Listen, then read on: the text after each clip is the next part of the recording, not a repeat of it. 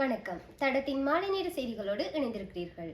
விரிவான செய்திகளுக்கு செல்லும் முன் முதலில் தலைப்புச் செய்திகள்.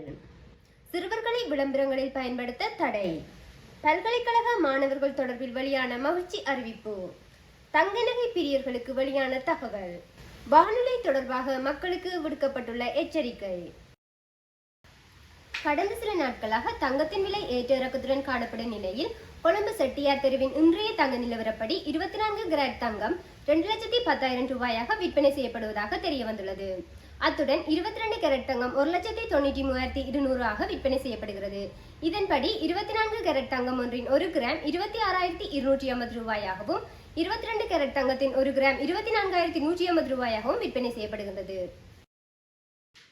இலங்கையில் ஜனவரி 1ஆம் திகதி முதல் 12 வயதுக்கு உட்பட்ட சிறுவர்களை விளம்பரங்களில் பயன்படுத்துவதை தடை செய்யும் விசேட வர்த்தமானி அறிவித்தலை சுகாதார அமைச்சர் நலிந்த ஜெயதில்ல வெளியிட்டுள்ளார்.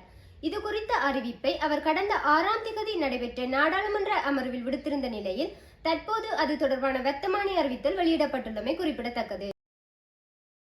இன்று வளிமண்டலவியல் திணைக்களம் வெளியிட்டுள்ள அறிக்கையில் தென் மற்றும் ஊவா மாகாணங்களிலும் ரத்தினபுரி மாவட்டத்திலும் சில இடங்களில் மாலை அல்லது இரவில் மழையோ அல்லது இடியுடன் கூடிய மழையோ பெய்யக்கூடிய சாத்தியம் காணப்படுவதாக தெரிவிக்கப்பட்டுள்ளது. அத்துடன் மேல் சப்ரகமுவ மத்திய தென் மற்றும் ஊவா மாகாணங்களில் சில இடங்களில் காலை வேளையில் பனிமூட்டமான நிலை காணப்படும் என தெரிவிக்கப்பட்டுள்ளது. இடியுடன் கூடிய மழை பெய்யும் வேளைகளில் அப்பிரதேசங்களில் தற்காலிகமாக பலத்த காற்று வீசக்கூடும். மேலும் மின்னல் தாக்கத்தினால் ஏற்படக்கூடிய பாதிப்புகளை குறைத்துக் கொள்ள தேவையான முன்னெச்சரிக்கைகளை நடவடிக்கைகளை எடுக்குமாறு மக்களுக்கு அறிவிக்கப்பட்டுள்ளது. பல்கலைக்கழக மாணவர்களுக்கு வழங்கப்படும் மகாபல புலமை பரிசில் கொடுப்பனவை 10,000 ரூபாயாக அதிகரிக்க ஜனாதிபதி அனுரகுமார திசாநாயக்க கவனம் செலுத்தியுள்ளார்.